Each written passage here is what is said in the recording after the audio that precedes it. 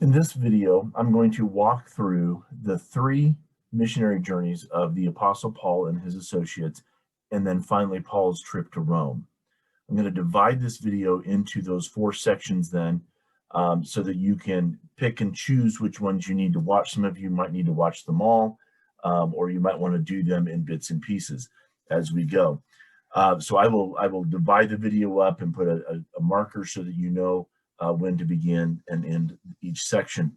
For this video, and to take notes on this video, you're going to need to have your timeline, which we've been working on in class up to this point, and you're going to need to have those maps that I give you in class. This video will replace the lectures at the beginning of the different books and in the process, and copying maps from the book.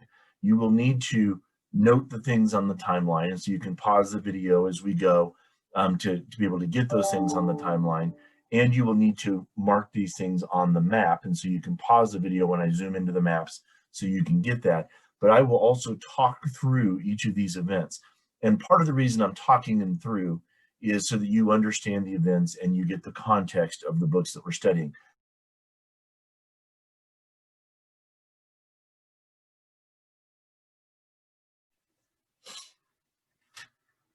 Okay, so we're back, and now we're going to deal with our last map and a setup for the prison epistles.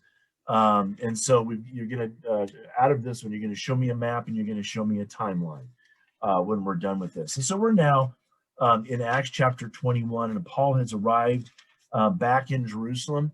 And on his way to Jerusalem, I mentioned in the last set, that everybody was warning him on the way to Jerusalem, don't go, you're going to get imprisoned, maybe you're even going to get killed. And so we show up in Jerusalem in chapter 21, and he visits the church. By the way, just a little interesting tidbit, you see James, the brother of Jesus, he's the main apostle now in Jerusalem. The rest of the 12 and others have spread out throughout the empire. You don't really see anybody else.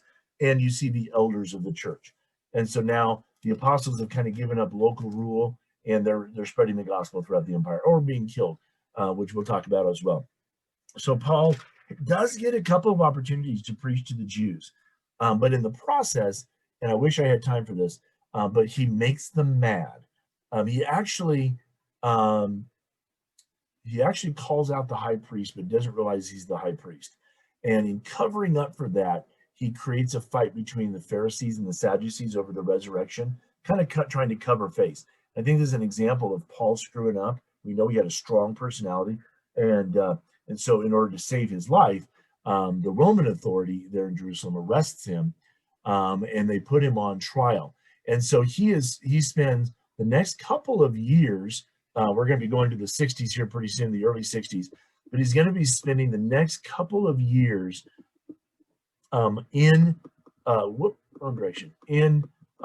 Jerusalem or Caesarea Philippi, in custody, supposedly on trial, so I can get the right dates here. So about 58 to 61, Paul is on trial either in Jerusalem or Caesarea Philippi, chapters 21, 22, 23, 24, 25, 26, 27. So he spends quite a few years in prison in the Holy Land, or in Palestine, before he travels to Rome. And he sees several different people. He sees, Felix, a guy named Felix, and then he sees another guy named Agrippa and his wife Bernice, who almost get saved. And finally, Paul says, you know what, I appeal. And Paul was a Roman citizen. That's a whole nother conversation we could have. He says, I have the right to appeal to Caesar, so I appeal to Caesar. And what that does is, he wasn't really going anywhere with his trial, but it gets him to Rome. He gets a free ride to Rome because he appeals to Caesar.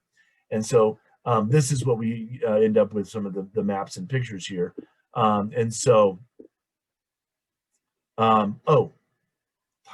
Boucher. A couple of things to note. The Apostle Andrew is martyred, probably here in Achaia in southern Greece. He's killed on a cross, an X version of the cross, which is why when you see a flag of St. Andrew, or the cross St. Andrew on a flag, like in Scotland or in Greece or in Russia, because they're the ones that claim him as a patron saint, that it's always a cross.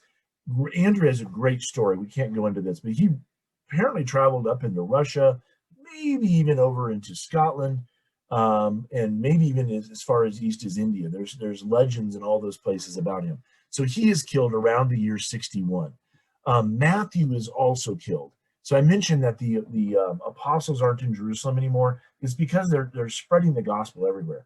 Matthew very possibly travels down to Ethiopia, maybe even over to Saudi Arabia. He is axed to death by a halberd, which is medieval kind of, we think of it as a medieval war club in Ethiopia, according to this the tradition. I was working with Fox's Book of Martyrs with a lot of this stuff. And so Matthew is being killed about this time as well. But let's continue on with Paul's journey. So Matthew, and at this time, Matthew also writes, I keep distracting myself, I apologize. Matthew writes his gospel, so right below the line, and Luke writes his gospel. Okay, so while Paul is on trial in Jerusalem, Andrew and Matthew were killed. Matthew writes his gospel right before he's killed. And Luke then begins the accounts that he's writing with the Gospel of Luke, and then we'll see eventually he's going to be writing the book of Acts, which we're still looking at. So there's Matthew, there's Luke. If you need to pause and grab those, go ahead. Okay, so Paul then appeals to Rome. Now here's a map of his journey to Rome. So that we're around 62-ish. So he's in Jerusalem down here, and I'm not sure what it is that's got that blocked off, but it does. So we're in Jerusalem. That's where he's arrested. He sits in jail for quite a while in Caesarea Philippi. That's where he preaches to the governor Felix, and then eventually to King Agrippa, because there's some changes up of Roman authority. And then when he appeals to Caesar, they put him on a ship, and you can kind of see the route of the ship.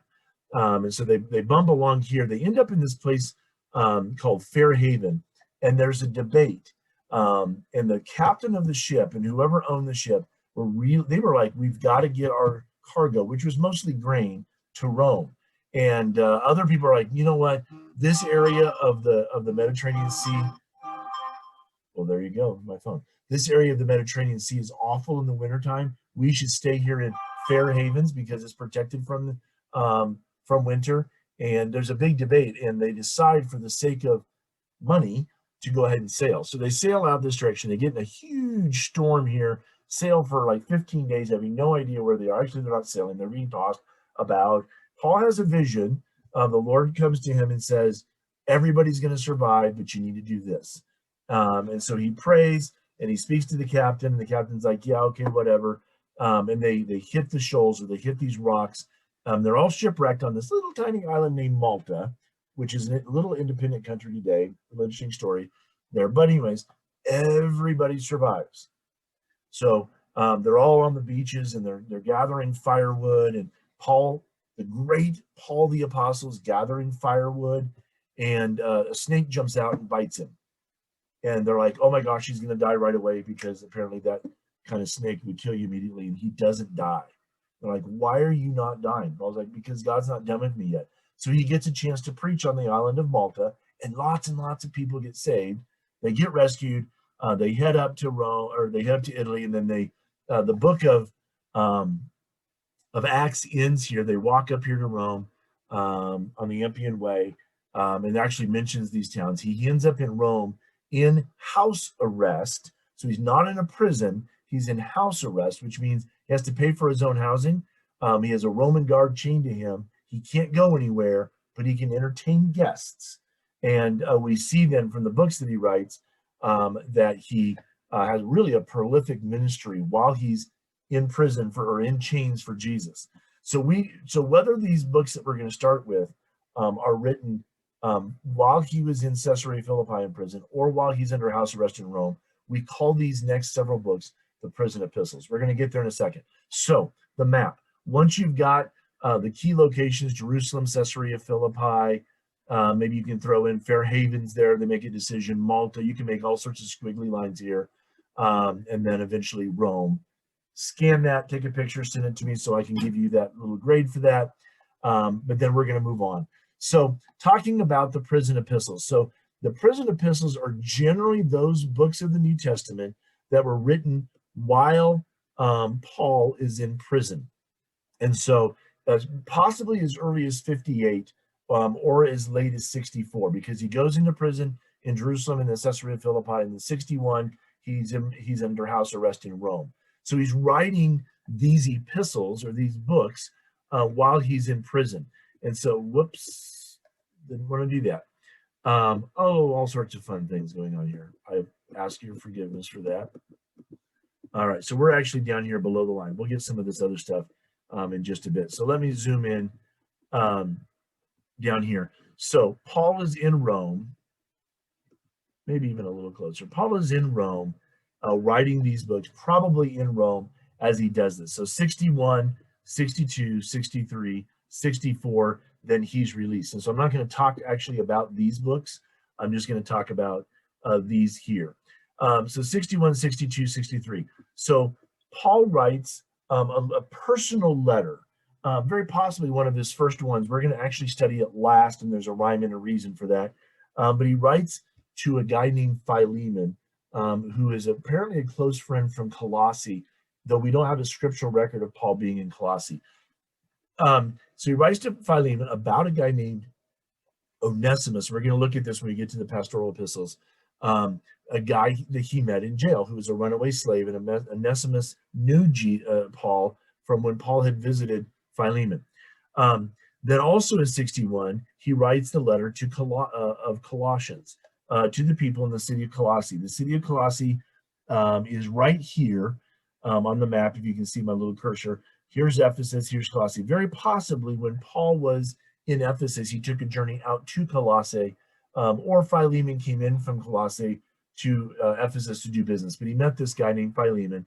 The church was in his house, and so Paul writes the book of Colossians and Philemon, sends them together to be read in Colossae and some of the churches around that area. You actually see several of these churches mentioned as, hey, pass this letter around. We'll talk about those. Actually, we're going to hit Colossians and Philemon last because they go together, and Philemon will kind of introduce us to what I'm going to call the pastoral epistles. The second letter that he writes then is Ephesus, and this is really, or Ephesians, about 62-ish. This is the one that we're going to start with in our dialogue about the prison epistles. A very definitive letter with some theology of our position in Christ, the spirit-filled family. Actually, between Ephesians and Colossians, there's a lot of similarities. And then the last of his prison epistles is then Philippians. And Paul writes to the church at Philippi. Remember, he visited Philippi in his second and maybe even his third journey.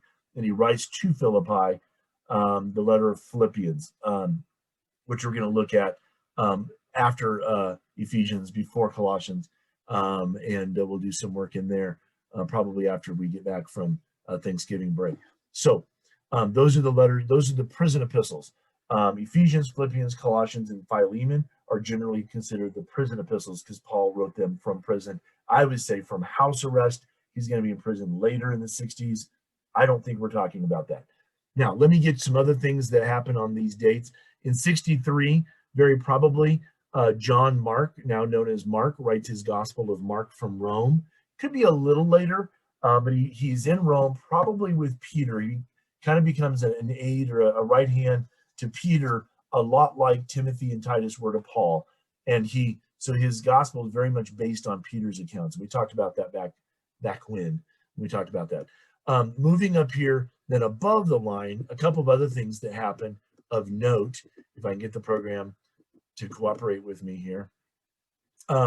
About the year 62, 63, James the Just, who's the James that's in Jerusalem, you see him in Acts chapter 21, 22, you see he's the author of the book of James back in 46. He becomes the main man in the church in Jerusalem, and trying to get the love of the people.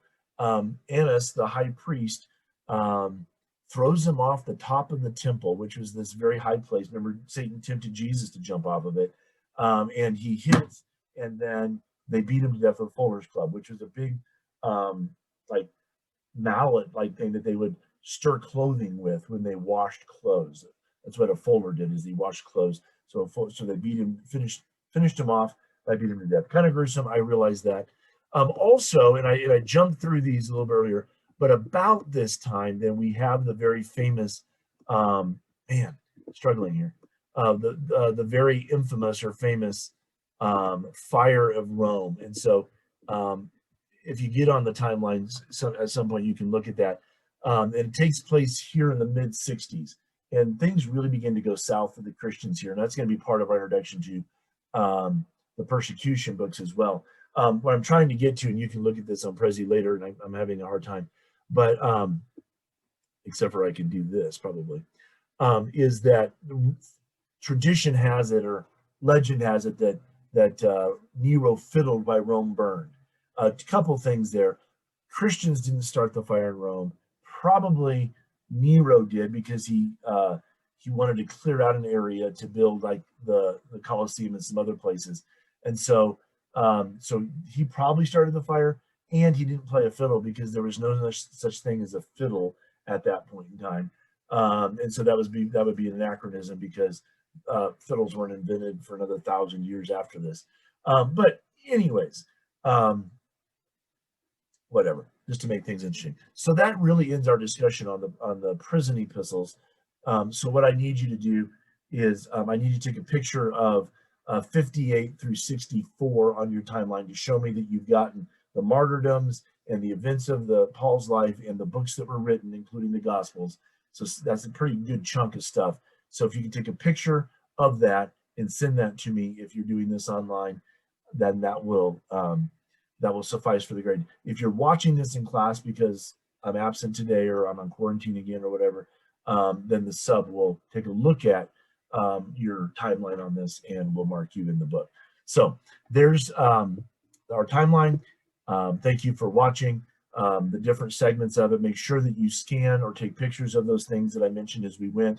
If you did the whole thing, you should be sending me a map of Paul's first missionary journey, second missionary journey, third missionary journey, and trip to Rome. You should be sending me 4 different maps to grade, or you may only need one of those. And then the timeline for Paul's first journey, Paul's second, Paul's third journey, and then his imprisonment, which we just finished. And so you're sending me 4 maps and 4 pictures of the timeline as well. So make sure I get that, or the sub gets it, depending on who's collecting the grades at the moment. Thank you for watching.